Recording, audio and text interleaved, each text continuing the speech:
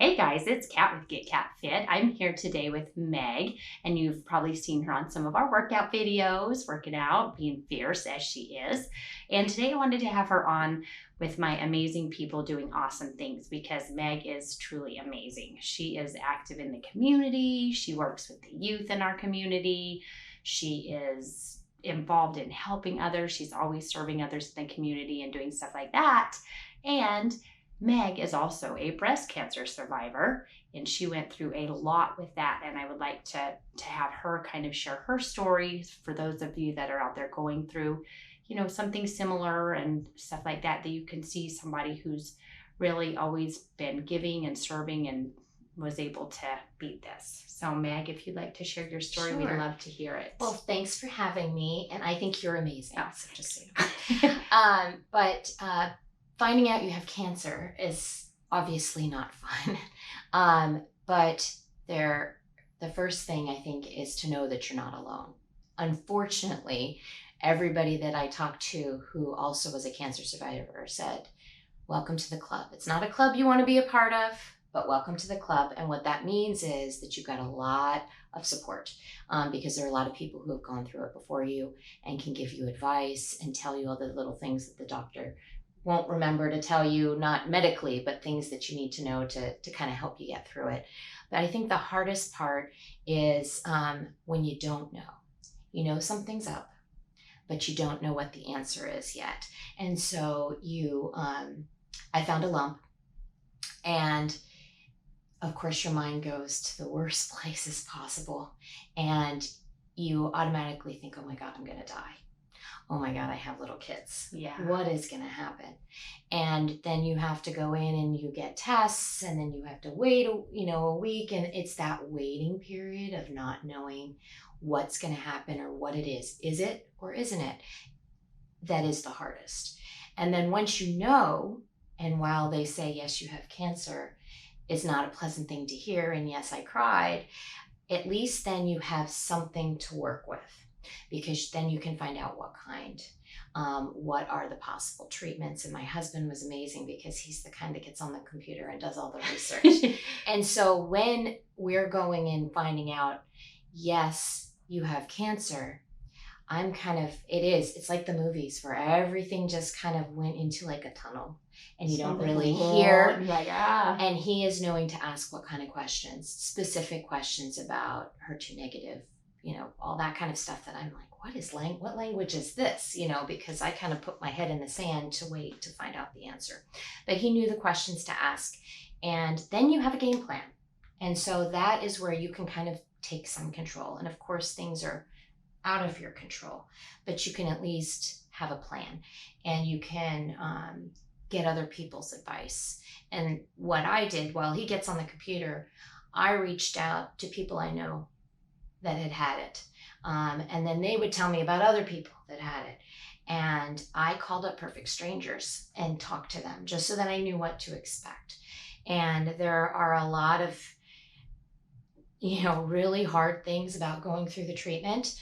I had a bilateral mastectomy.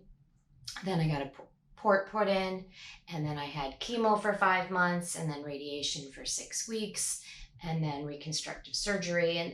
And this, you make a calendar, at least this is what we did, of all the different, I knew I was going to have 18 chemo treatments. So we made a calendar that I could cross them off after each one, because it just gave me a little control back. Put that big X. A little bit of hope that you're getting closer to okay, I have this many more.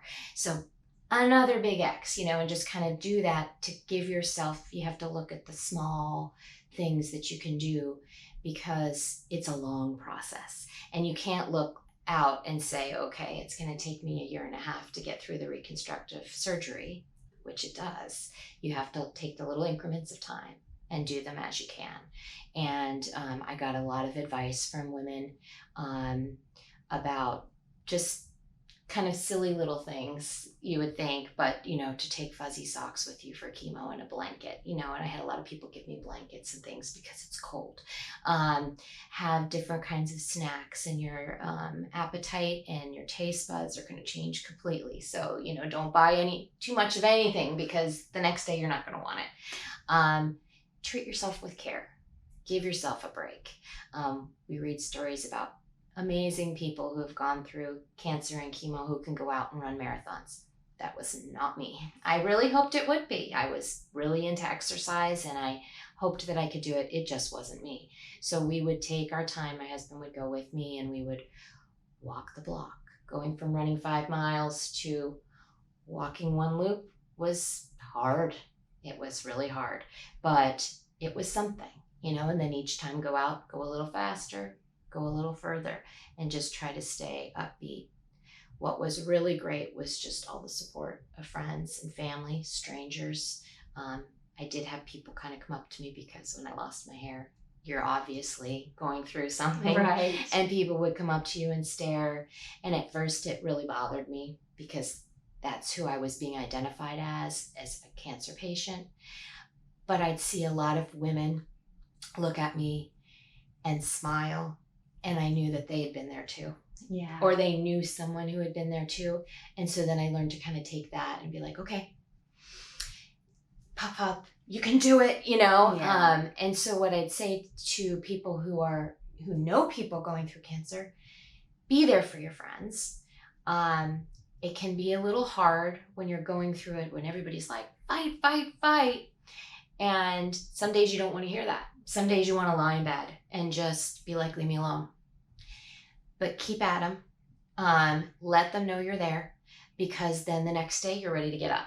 Okay, let's go out to lunch. Let's get out of the house. Even if I don't feel like eating, you just need that. And I had a wonderful group of friends who would make meals for us just because it was hard for me to get up and worry about the kids and what they were going to eat. And my husband was still working, but being so supportive. And he was going through a lot, obviously watching what I was going through. And we had ladies who came over to help the kids with homework and get them off the bus. And so it's that kind of stuff that is really, really helpful. Not only the positive attitude and letting people know that you're there, but little things like having somebody come over and clean your house, do the laundry, make sure your kids are okay.